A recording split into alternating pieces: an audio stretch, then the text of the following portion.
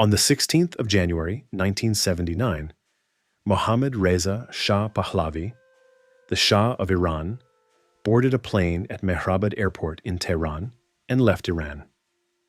He told the public he was going on vacation. He never returned.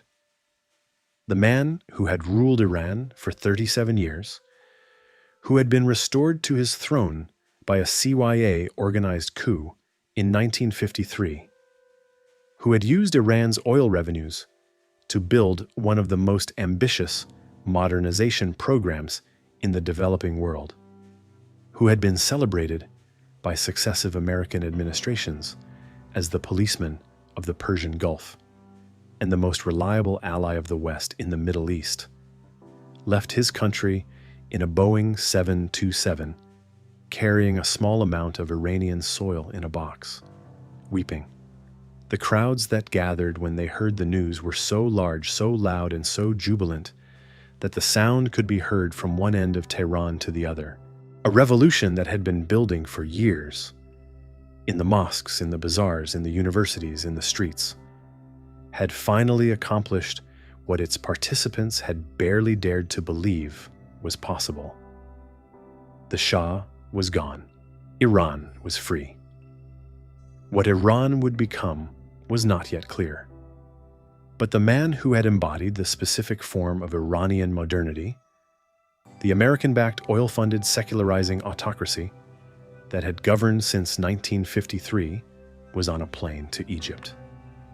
31 days later, on February 1st, 1979, Ayatollah Ruhollah Khomeini returned to Tehran from his exile in Paris.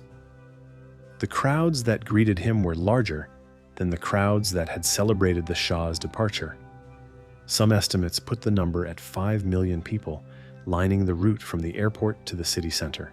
Khomeini, who was 76 years old, who had spent 15 years in exile, who had built a revolutionary movement through cassette tapes of his sermons distributed through mosque networks across the country, descended from a chartered Air France jet, and told a journalist who asked him what he felt returning to Iran after so long. Nothing. The nothing was not emotional emptiness. It was a political statement. Khomeini did not return to Iran to feel. He returned to govern. And the government he would build, the Islamic Republic of Iran, proclaimed in April 1979 after a referendum that approved it by 98%, would prove to be one of the most consequential political creations of the 20th century, not primarily for what it did to Iranian domestic politics, though that was significant, but for what it did to the global oil market, to the balance of power in the Middle East, to the relationship between political Islam and the rest of the world, and to the specific architecture of global energy geopolitics that has shaped the 21st century.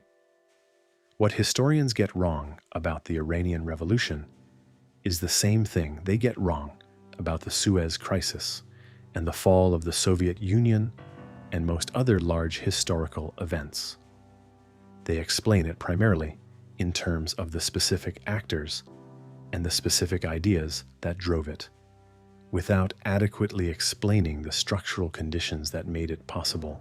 The Iranian Revolution is usually explained as a product of Khomeini's religious genius, of the Shah's political mistakes, of American support for an unpopular dictator, and of the specific social tensions of rapid modernization. All of these are real. None of them adequately explains why Iran, specifically, not Saudi Arabia, not Iraq, not Egypt, produced the revolution that changed the world. The answer lies in oil, not in the fact that Iran had oil, many countries had oil, but in the specific way that Iranian oil revenues had been used, in the specific relationship between oil money and the Shah's modernization program, and in the specific social and political tensions that the combination of oil wealth and rapid modernization had created in Iranian society by the late 1970s. To understand this, you have to go back not to 1979, but to 1953, to the CIA-organized coup that overthrew Mohammad Mossadegh, the democratically elected Iranian prime minister who had nationalized the Anglo-Iranian oil company and restored the Shah to his throne. The Mossadegh coup is the founding trauma of modern Iranian political consciousness, the event that demonstrated, with unmistakable clarity, that Iranian democracy was contingent on Western approval, and that the Western powers would use covert force to prevent any Iranian government from exercising genuine sovereignty over Iranian oil resources. The Shah, who was restored to power in 1953, understood the lesson perfectly. He understood that his rule depended on American support, that American support depended on Iran's role as a stable, pro-Western power in the Persian Gulf, and that this role required both the continued flow of Iranian oil to Western markets and the suppression of any political movement, communist, nationalist, or Islamist, that threatened either. He built Savak, the Iranian secret police, with CIA assistance, and used it to eliminate political opposition with a comprehensiveness that made Iran one of the most efficiently authoritarian states in the developing world. He also built a modernization program of extraordinary ambition. The White Revolution of 1963, a package of reforms that included land redistribution, women's suffrage, the nationalization of forests, and an anti-corruption campaign, was the Shah's attempt to create an Iranian modernity that was economically dynamic, socially progressive, and politically stable, without requiring the political pluralism that genuine democracy would have demanded.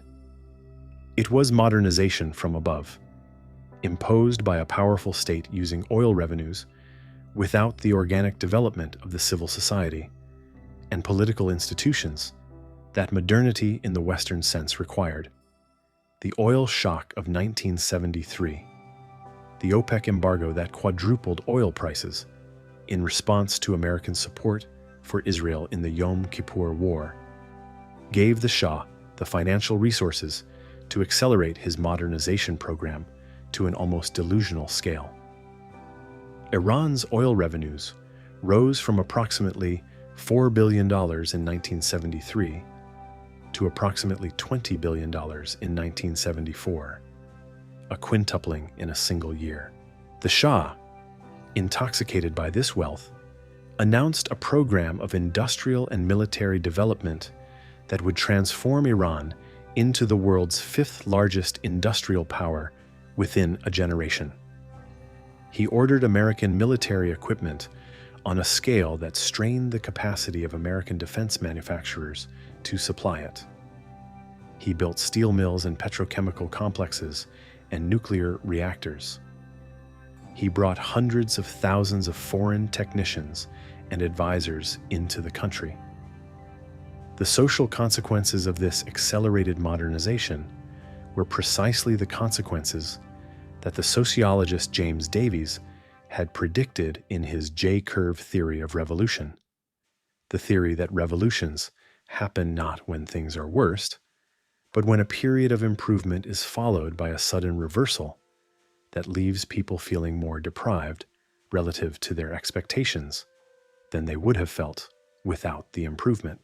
The Shah's oil boom had raised expectations across Iranian society, expectations of continuing prosperity, of urban development, of educational and economic opportunity, that the specific form of his modernization program was structurally unable to fulfill. The boom created inflation. By 1975 and 1976, inflation in Iran was running at approximately 30% per year, destroying the savings of the urban middle class that the Shah's modernization had created. It created urban migration. The rapid movement of rural Iranians to the cities in search of the economic opportunities that the boom promised, without creating the jobs and services that these migrants needed. It created a massive construction sector, dominated by foreign companies and foreign workers, that enriched a narrow class of people connected to the Shah's court, while excluding the Bazari merchants and the religious establishment that had been central to Iranian economic and social life for centuries. The Bazaris, the merchants who operated through the traditional market networks, were being squeezed out of the modern economy that American consultants and World Bank development plans were building. The Islamic establishment, the mullahs, and the ayatollahs, who managed the mosque networks, the religious endowments, and the educational institutions that the Shah's secular modernization was displacing, saw their social authority and economic position being systematically undermined. The urban poor, who had migrated from the countryside, found themselves in a city that offered neither the traditional community structures of the village nor the economic opportunity of the modern city. And the secular nationalist and Marxist opposition, which the Shah's Savak had suppressed but not eliminated, was waiting for an opportunity. Khomeini provided the framework that brought these diverse constituencies together. His political theology, the concept of velayat-e-faqih, the guardianship of the Islamic jurist, which gave religious scholars the right and the duty to govern in the absence of the hidden imam, was the specific ideological innovation that made the Iranian Revolution distinctive among the revolutionary movements of the 20th century. Previous Islamic political movements had sought to influence existing governments through religious pressure. Khomeini argued that Islamic scholars should govern directly. The revolution he organized was not simply a revolution against the Shah. It was a revolution for a specific form of Islamic governance that had never previously existed. The revolution itself, the series of demonstrations, strikes, and confrontations that began in 1977 and culminated in the Shah's departure in January 1979, was not primarily led by Islamists in its early phases. It was a broad coalition that included secular nationalists, Marxists, liberal Democrats, and the Bazari merchants, united by opposition to the Shah, and not yet divided by disagreement about what should replace him.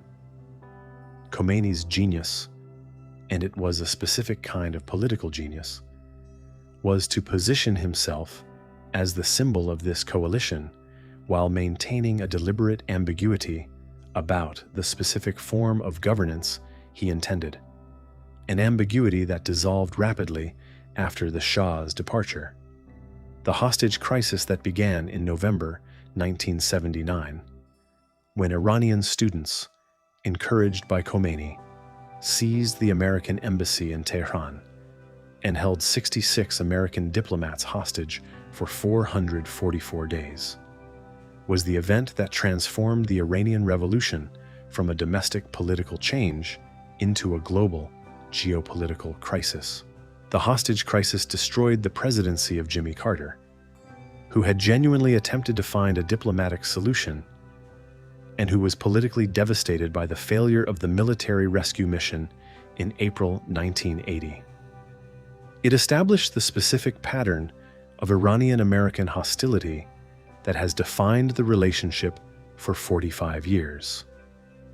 And it confirmed, for the Iranian revolutionary government, that confrontation with the United States was politically productive domestically, that the hostage crisis mobilized popular support for the new Islamic Republic in ways that consolidated the revolution against its internal opponents. The Iran-Iraq War, which began in September 1980 when Saddam Hussein's Iraq invaded Iran, was the event that had the most direct and most lasting impact on the global oil market. Saddam's calculation was straightforward. Iran was in revolutionary chaos, Its military had been purged of the Shah's officers and was in disarray, and Iraq could seize the strategically valuable Khuzestan province with its oil fields and establish Iraqi dominance in the Persian Gulf. The calculation was wrong. The Iranian revolutionary government proved capable of mobilizing a mass military response, sending waves of volunteers to the front, including children as young as 12 as human minesweepers. That stopped the Iraqi advance and then pushed it back. The war lasted 8 years, until 1988. It killed approximately 1 million people on both sides. It devastated the Iranian economy, which had already been disrupted by the revolution and the hostage crisis. It removed approximately 6 million barrels of oil per day from global markets at various points.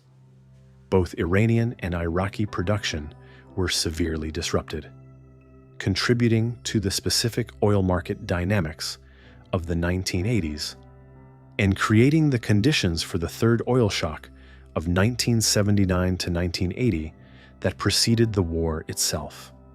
The 1979 oil shock, which was separate from and preceded the Iran-Iraq War, was the direct consequence of the Iranian Revolution. The revolution disrupted Iranian oil production, which had been running at approximately 5 to 6 million barrels per day before the revolution. The revolutionary chaos, the strikes, the purges of the oil sector workforce, the general disruption of the economic infrastructure, reduced Iranian production to approximately 1 to 2 million barrels per day in the immediate aftermath. The gap between what Iran had been producing and what it was producing after the revolution was approximately 4 million barrels per day, enough to tighten global oil markets, even though other producers, including Saudi Arabia, partially compensated. The psychological impact on oil markets was at least as significant as the physical one.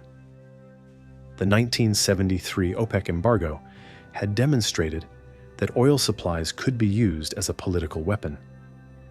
The Iranian Revolution demonstrated something different and more disturbing, that the internal politics of a major oil-producing country could disrupt global oil supplies, regardless of anyone's intentions. The revolution had not been aimed at disrupting oil production. The disruption was a side effect of the political chaos. But the oil price doubled in 1979, from approximately $15 per barrel before the revolution to approximately $30 per barrel by the end of the year, and then continued to rise in 1980 as the Iran-Iraq War removed additional supplies. The second oil shock of 1979 to 1980 had profound consequences for the global economy. It contributed to the stagflation, the combination of inflation and economic stagnation that characterized the Western economies of the late 1970s and early 1980s. It contributed to the recession of 1981 to 1982 that produced the highest unemployment in the United States since the Great Depression. It contributed to the debt crisis that devastated the developing world in the 1980s, as oil-importing developing countries found their import bills rising at the same time that American interest rates were rising to combat the inflation that the oil shock had helped produce. The specific consequence for global oil market structure was the acceleration of the trends that have defined energy geopolitics ever since. The 1979 shock, coming after the 1973 shock, convinced Western governments and Western companies that dependence on Middle Eastern oil was strategically unacceptable, and that diversification of oil supply sources was a national security imperative. The investment in North Sea oil development, in Alaskan oil production, in Mexican oil expansion, in Norwegian offshore production, all of which expanded rapidly in the late 1970s and 1980s, was partly driven by the specific lesson of the Iranian Revolution, which was that the political stability of the major Middle Eastern oil producers could not be taken for granted. The Iranian Revolution also directly shaped the political economy of every other major oil-producing country in the Middle East.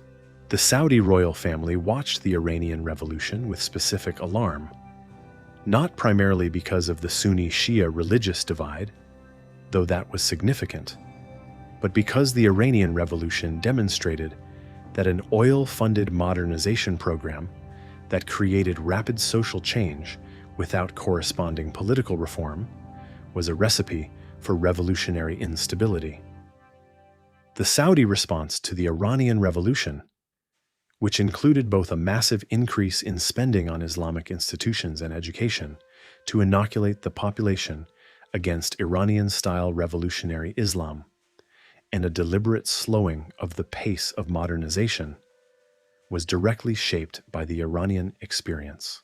Saddam Hussein's decision to invade Iran in 1980 was also shaped by the Iranian Revolution, by the specific vulnerability that the revolutionary chaos had created in the Iranian military, and by the specific threat that Khomeini's exportation of revolutionary Islam posed to the secular Ba'athist regime in Iraq, which governed a majority Shia population that Khomeini was actively encouraging to revolt. The Iran-Iraq War was not simply a bilateral conflict. It was the first major military confrontation produced by the Iranian Revolution's specific challenge to the existing order in the Middle East, and its consequences, including the specific grievances and debts that would lead Saddam to invade Kuwait in 1990, producing the Gulf War of 1991, extend through the entire subsequent history of the region. The nuclear question, the Iranian nuclear program that has been the defining issue of Iranian-Western relations for the past 2 decades, is also a direct consequence of the revolution and the Iran-Iraq War. The Iranian nuclear program was begun under the Shah with American assistance. It was revived after the revolution and accelerated after the Iran-Iraq War, in which the international community had largely allowed Saddam to use chemical weapons against Iranian soldiers without significant consequence. The lesson that the Iranian Revolutionary Guard drew from the Iran-Iraq War was that Iran needed a strategic deterrent, a weapons program that would prevent the kind of external aggression that Iraq had conducted with apparent impunity. The nuclear program is the specific institutional consequence of the specific experience of the 1980s war. The most significant long-term consequence of the Iranian Revolution for the global oil market is the one that is most difficult to quantify, but most important to understand. The Iranian Revolution demonstrated that the political stability of oil-producing states was fragile in ways that the pre-1979 oil market architecture had not adequately reflected. Before 1979, the major international oil companies, the Seven Sisters, had maintained stable long-term supply relationships with the producing countries that provided some insulation from political volatility. The nationalization wave of the 1970s had already ended this architecture. The Iranian Revolution confirmed that the new architecture, in which national oil companies controlled production and international companies operated as contractors and traders, was vulnerable to exactly the kind of political disruption that the Iranian Revolution exemplified. This vulnerability has never been adequately priced by international oil markets, which continue to treat geopolitical risk as a temporary premium on a fundamentally stable supply environment, rather than as a permanent feature of a system in which the world's major oil reserves are concentrated in a region characterized by political instability, sectarian conflict, and the specific kind of revolutionary potential that the Iranian Revolution demonstrated could materialize rapidly and with global consequences. What historians get wrong about the Iranian Revolution's impact on the global oil market is that they treat the 1979 oil shock as an event, a disruption that happened and then ended, rather than as a transformation. The Iranian Revolution did not simply produce an oil shock that lasted a few years and then resolved. It produced a permanent restructuring of the geopolitical framework within which the global oil market operates. A restructuring that included the intensification of the Sunni-Shia divide as a geopolitical fault line, the establishment of Iran as a permanent challenger to American-led regional order, the creation of the revolutionary Islamist template that has shaped political Islam ever since, and the specific vulnerability of Gulf oil supplies that has required the permanent presence of American military forces in the region ever since the Carter Doctrine of 1980. The Carter Doctrine, announced in Jimmy Carter's State of the Union address in January 1980, in direct response to the Iranian Revolution and the Soviet invasion of Afghanistan, declared that any attempt by an outside force to gain control of the Persian Gulf region would be regarded as an assault on the vital interests of the United States of America and would be repelled by any means necessary, including military force. This was the most explicit statement of American military commitment to the Persian Gulf that any American president had ever made, and it established the framework for American military presence in the region that persists to this day. The hundreds of thousands of American troops that have been deployed to the Gulf region since 1980, the American naval presence in the Persian Gulf, the American military bases in Saudi Arabia, Kuwait, Bahrain, Qatar, and the United Arab Emirates. The American military commitment to the Persian Gulf, which was directly produced by the Iranian Revolution, has cost the United States trillions of dollars and tens of thousands of casualties in the conflicts it has produced or enabled. The Gulf War of 1991, the Iraq War of 2003, the ongoing American military presence throughout the region. The specific chain of causation that runs from the Shah's plane, leaving Tehran on January 16, 1979, to the American military infrastructure of the contemporary Middle East, is one of the most consequential causal chains in the history of the post-war world. The man on that plane, weeping with a box of Iranian soil, had no way of knowing what his departure would set in motion.